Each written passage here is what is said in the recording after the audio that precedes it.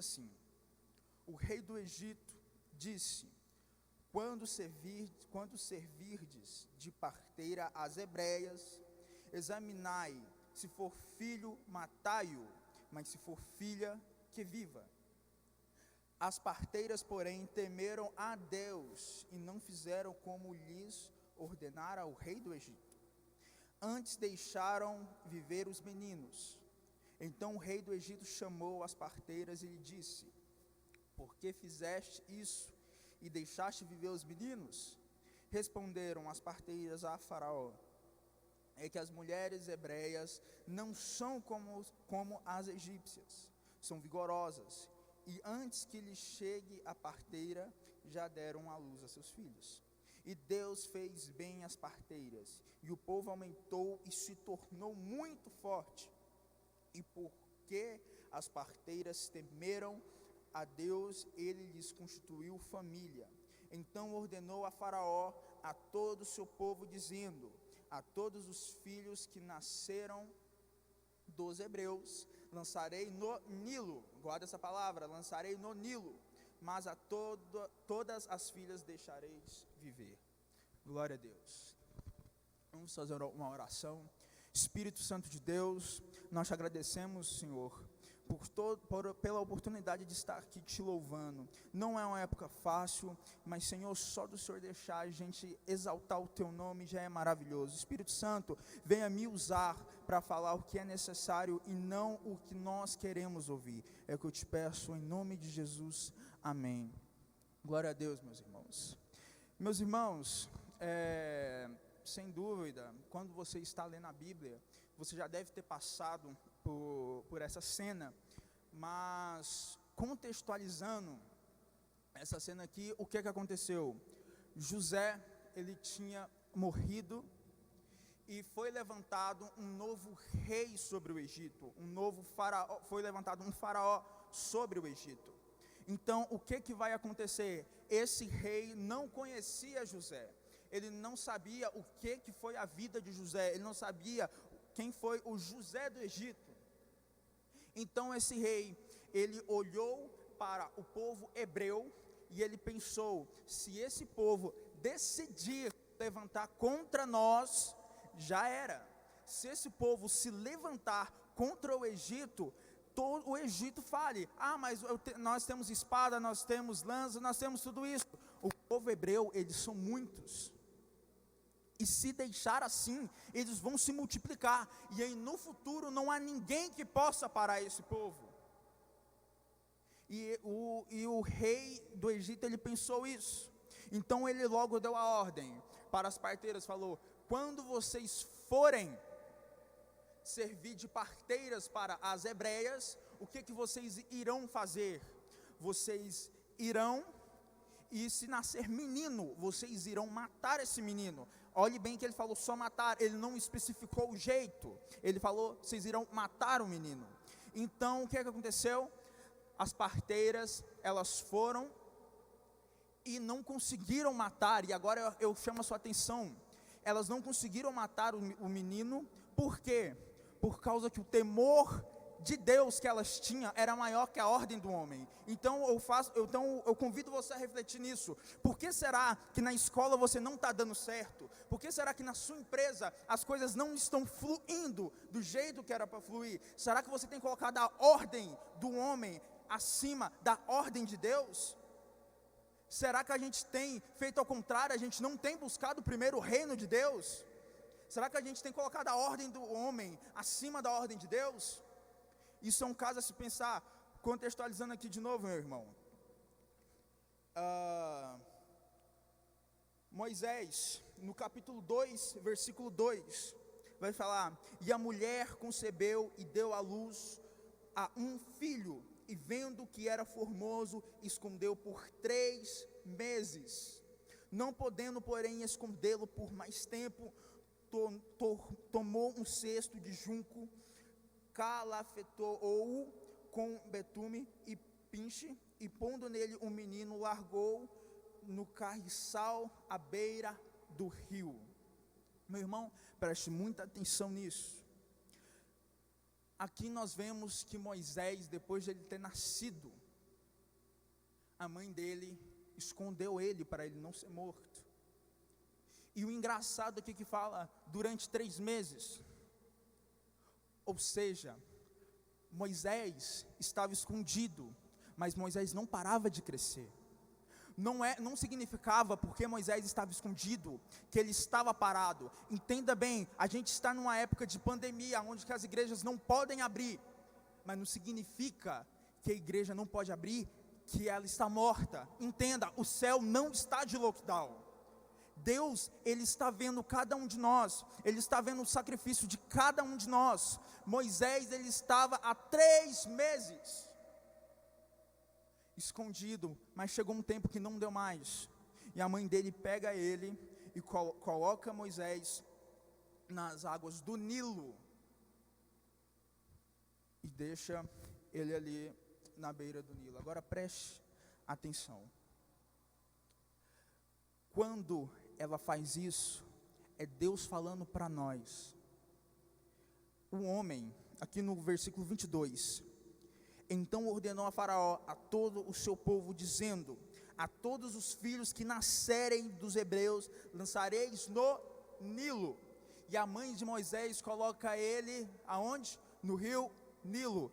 Meus irmãos, Deus querendo mostrar uma coisa: aonde tem a sua dificuldade, Ele vai fazer essa dificuldade se tornar a saída. Ele vai fazer essa dificuldade se transformar bênção na sua vida.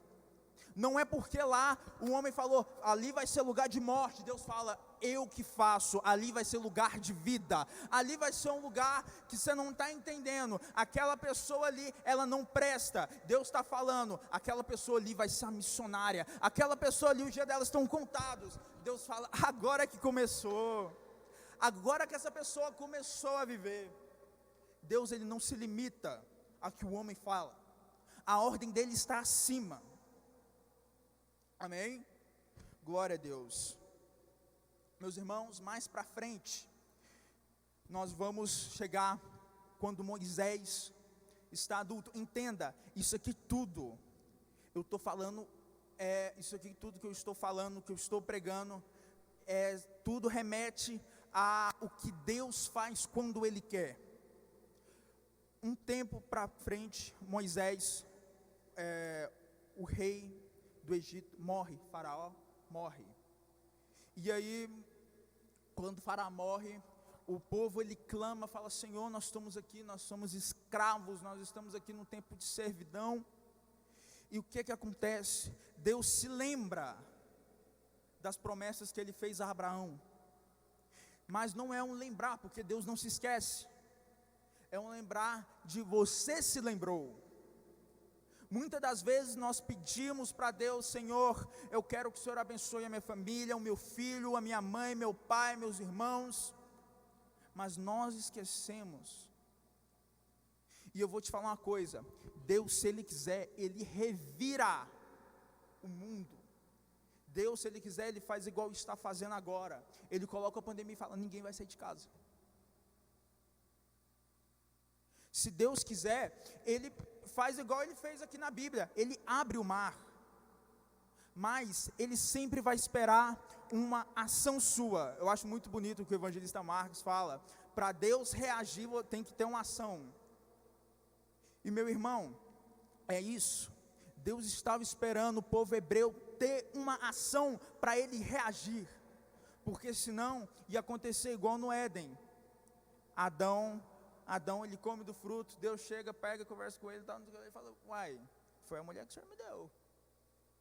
Eu não tenho culpa não, a culpa é do Senhor. Então, meu irmão, para ter uma reação de Deus, é necessário uma ação sua. Ele faz tudo.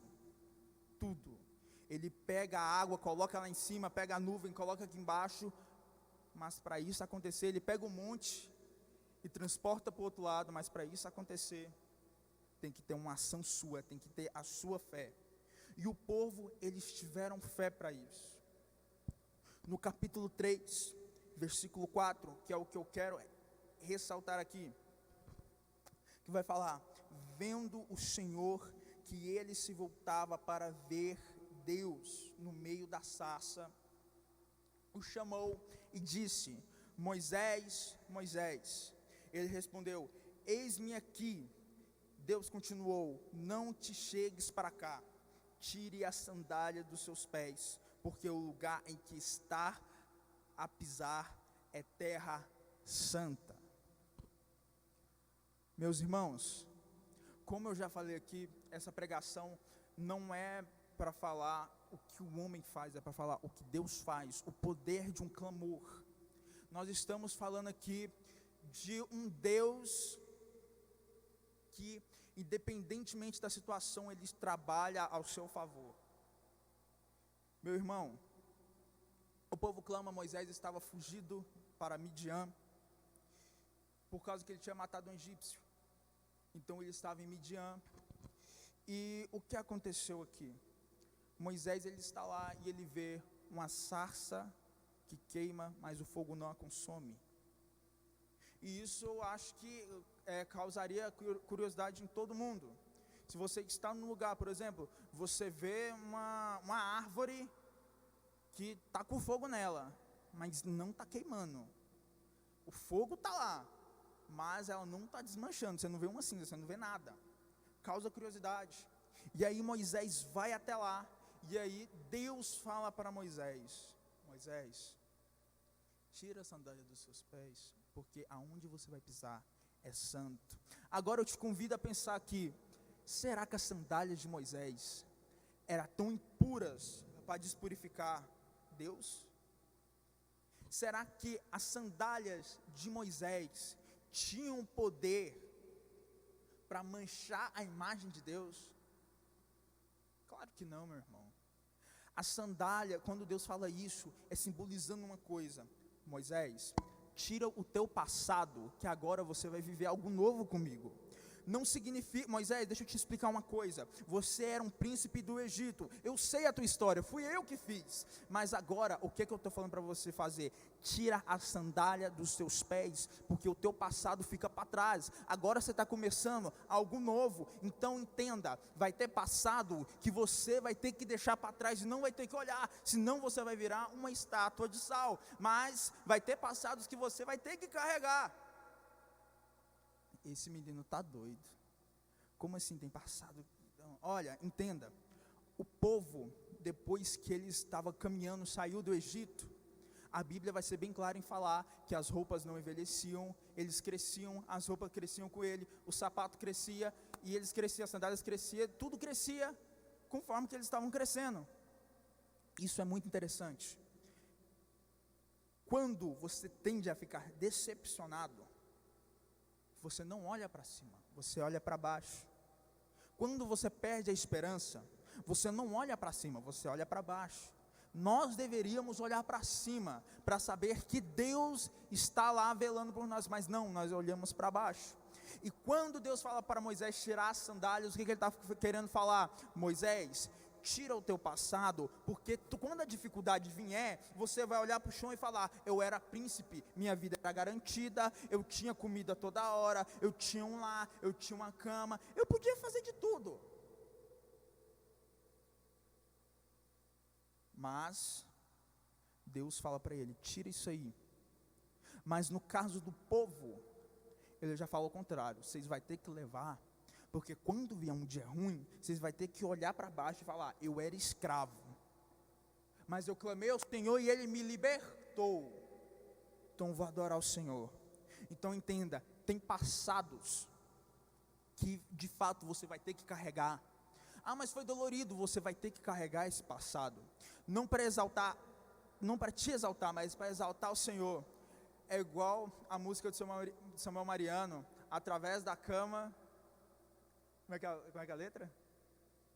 Através da cama verás a glória de Deus.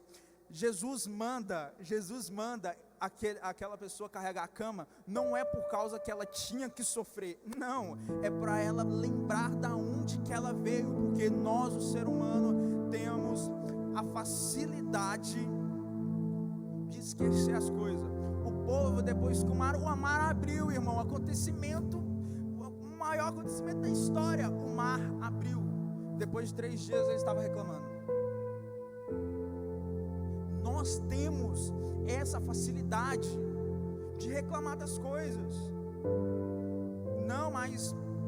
Não, mas essa pandemia, eu não estou ganhando dinheiro por causa dessa pandemia. Não, eu não estou fazendo isso por causa da pandemia. Não, porque se não tivesse isso, meu irmão para